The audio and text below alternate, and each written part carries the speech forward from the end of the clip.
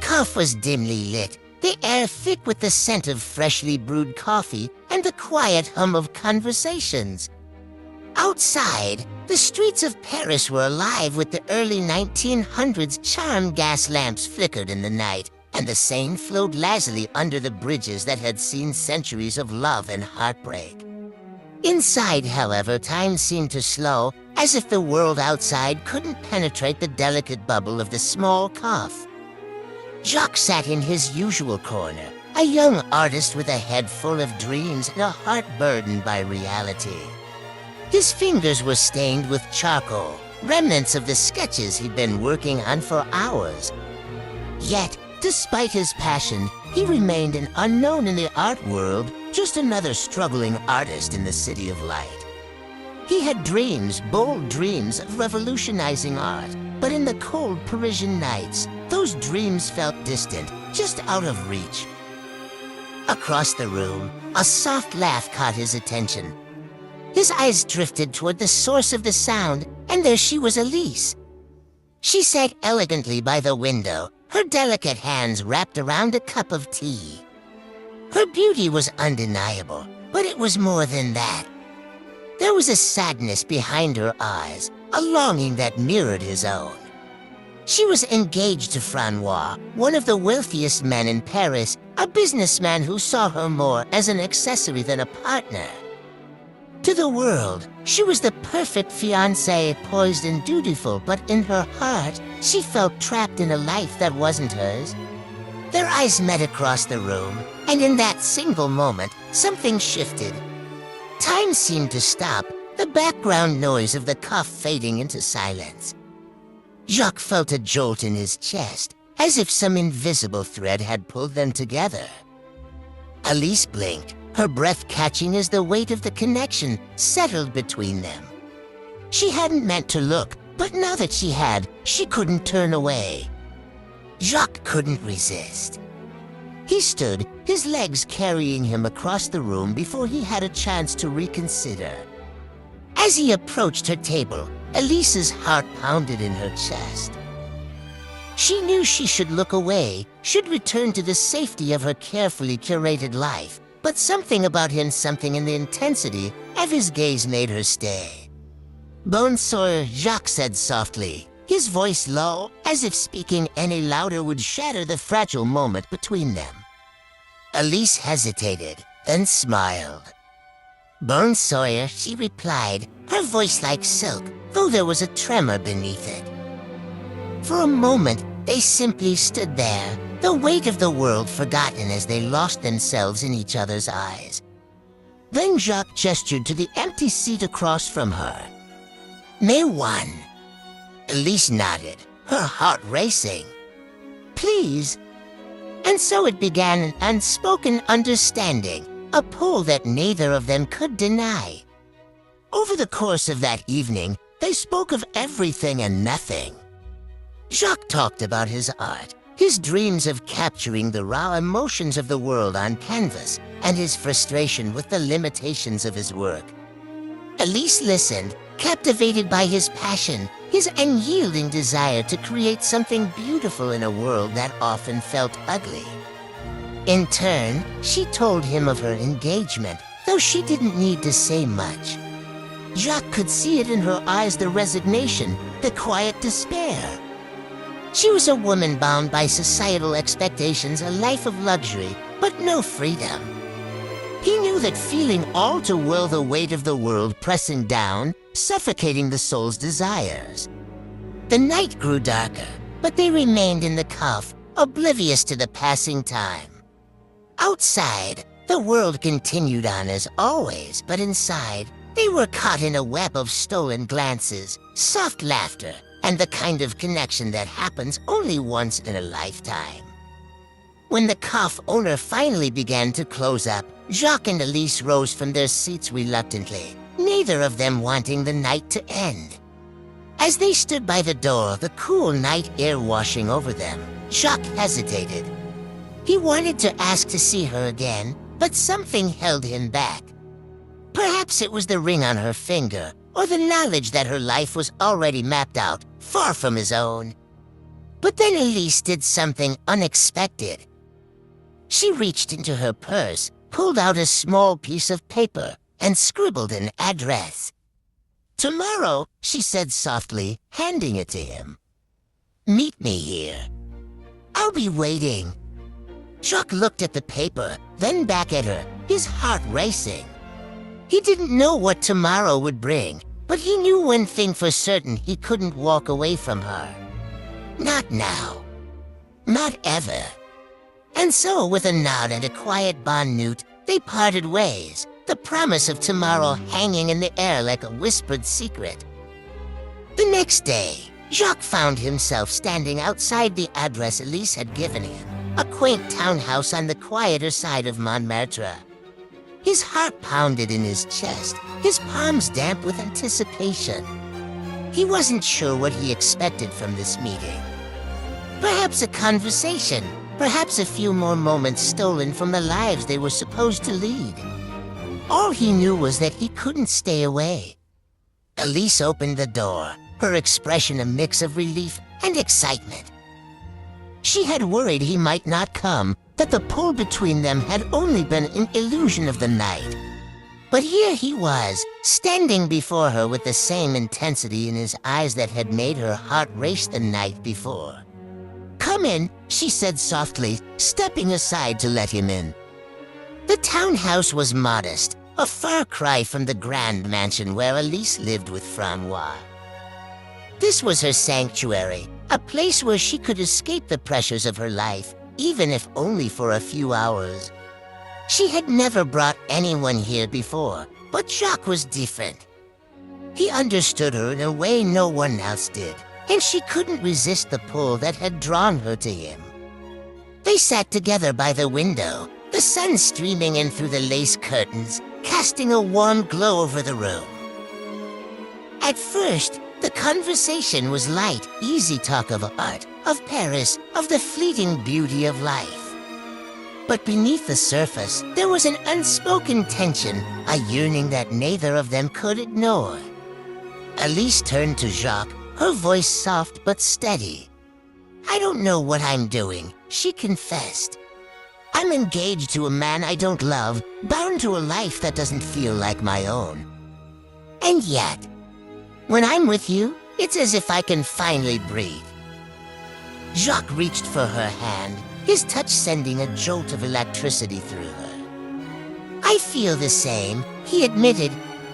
"From the moment I saw you, I knew there was something between us, something more than just a passing glance. But I also know that you have a life, a future that's already been planned." Elise looked down at their hands, her heart heavy with the weight of her obligations. "Francois is a good man," she said quietly. "But he doesn't see me. Not the way you do. To him, I'm just another piece of his world, a beautiful object to be admired, but never truly understood." Jacques tightened his grip on her hand, his voice low and filled with emotion. "Then leave him. Be with me. We can run away from all of this, the expectations, the obligations. We can start a new life together, somewhere far from here." The words hung in the air between them, a tantalizing promise of freedom. But Elise knew it wasn't that simple. She had responsibilities, not just to Francois, but to her family, to the society that had raised her. Running away with Jacques would mean abandoning everything she had ever known, and the thought of it both thrilled and terrified her. "I want to," she whispered, her voice barely audible. "But how can I? My life isn't my own to give." Jacques stood, pulling her to her feet. He cupped her face in his hands, his eyes searching hers for any hint of doubt. "It's your life, Elise. No one else can decide how you live it but you." For a moment, they stood there, the world outside forgotten. And then, without thinking, Elise leaned in, pressing her lips to his in a kiss that was filled with all the longing and desperation they had both been holding back. It was a kiss that tasted of freedom, of possibility, of everything they had ever wanted but were too afraid to reach for. When they finally pulled apart, their foreheads resting against each other, Jacques whispered, "I love you, Elise. I've never felt anything like this before. I don't want to let you go." Tears filled Elise's eyes, her heart torn between the life she was supposed to lead and the one she so desperately wanted. "I love you too, Jacques," she breathed. "But I'm afraid. What if we're making a mistake? What if? What if it's not enough?" Jacques shook his head, his voice fierce. "Love is enough. It has to be. We'll figure everything else out, I promise." For the next few weeks, they continued to meet in secret, their love growing stronger with every stolen moment.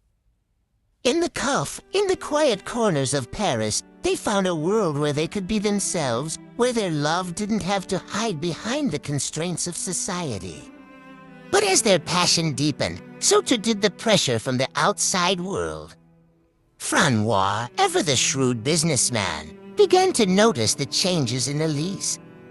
She was distant, distracted, her once perfect composure slipping. He didn't know what had caused the shift, but he suspected that something or someone had come between them.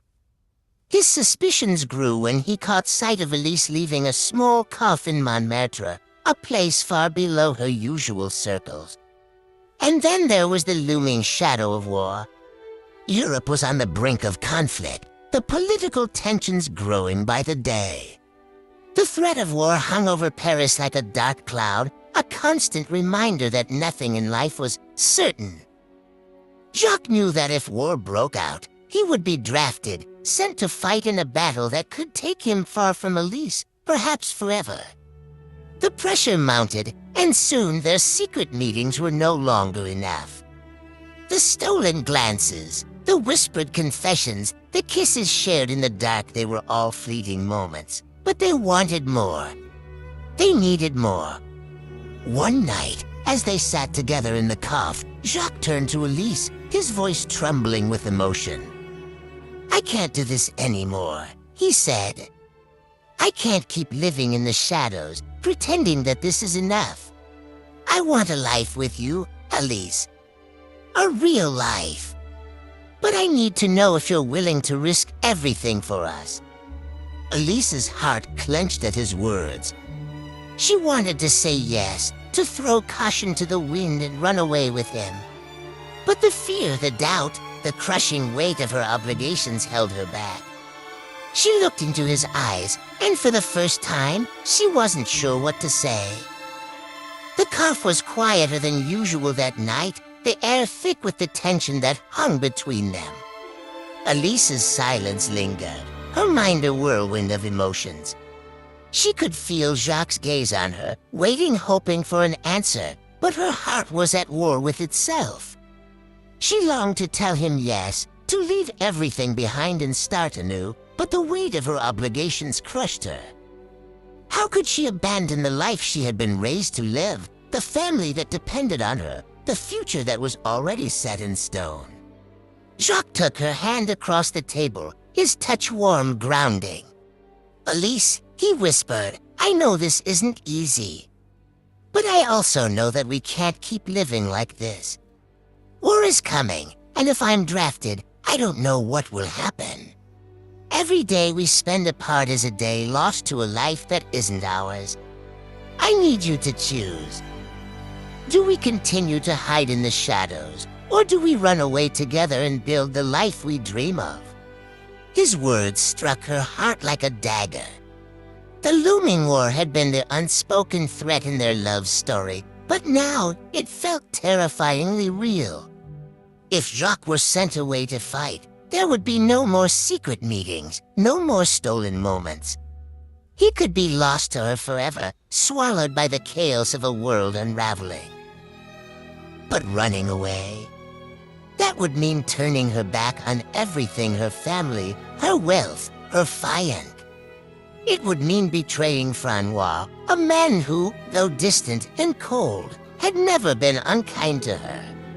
The thought of abandoning him, of shattering the life she had been given filled her with guilt.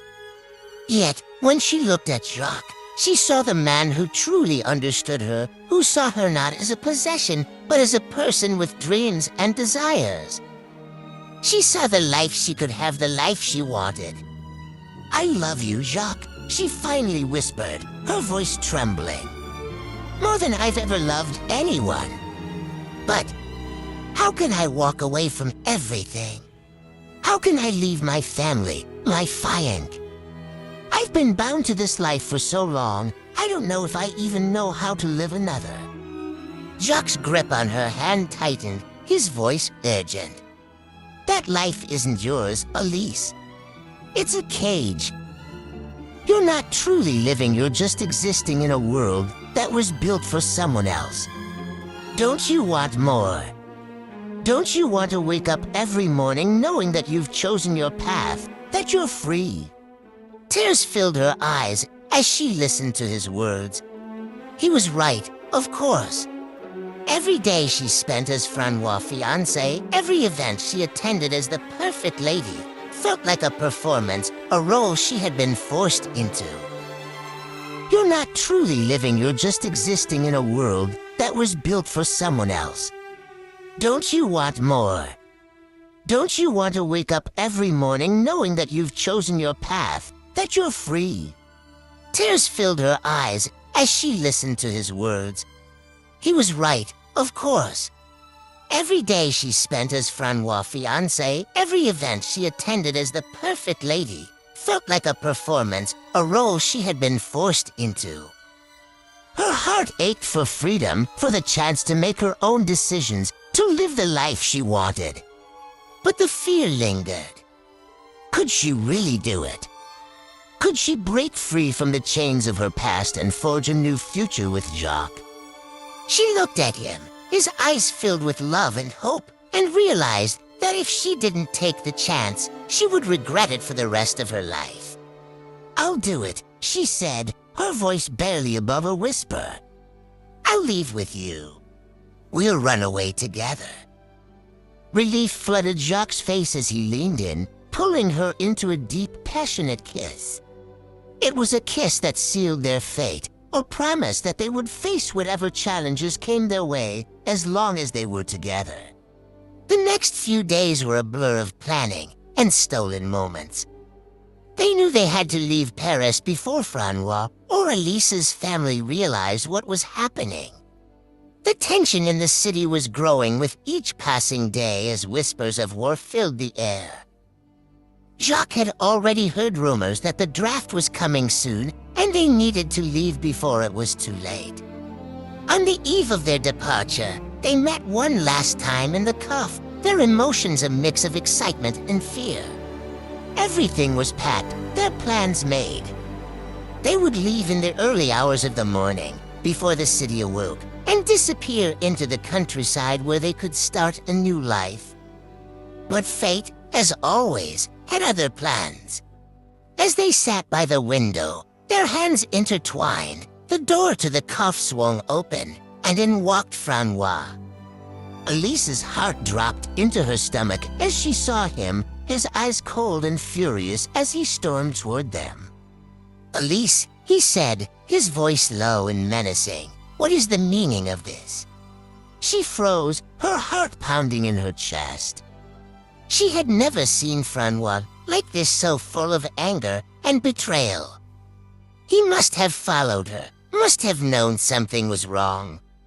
Her mind raced, trying to find the words to explain, but none came.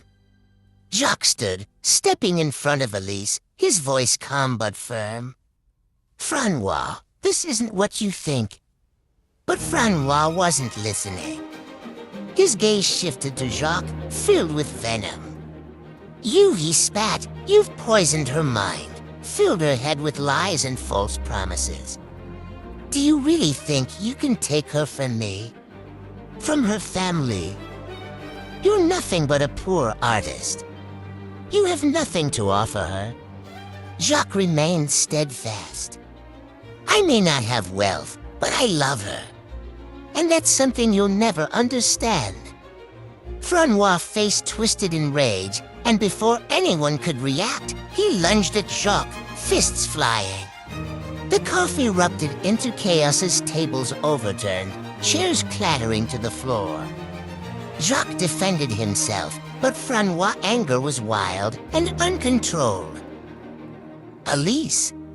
Francois shouted, his voice breaking through the chaos. "This is madness. You belong with me." But as she watched the fight, Elise realized that she could never belong to Francois, not truly. The life she had been living was a lie, a prison built on societal expectations and obligation. She didn't belong to anyone but herself. "Stop!" she cried, stepping between them. Her voice was shaky but firm. "I'm not going with you, Francois. I'm leaving. I'm choosing Jacques, and I'm choosing my own life." Francois stopped, his chest heaving as he stared at her in disbelief. "You're making a mistake," he said, his voice trembling. "You regret this." But Elise shook her head. "The only mistake would be staying in a life I don't want." Francois stood there for a moment longer, his face pale and broken. Then, without another word, he turned and left the caf, the door slamming shut behind him. The silence that followed was deafening. Elise turned to Jacques, her heart racing. "It's over," she whispered. "We can finally be free." Jacques pulled her into his arms, his relief palpable. "We'll leave tonight," he said softly. "No more waiting." And so, in the quiet hours of the morning, as Paris slept, Jacques and Elise slipped away from the city that had brought them together, leaving behind the lives they had once known. The war loomed on the horizon, and the future was uncertain, but they had each other. And in the end, that was all that mattered,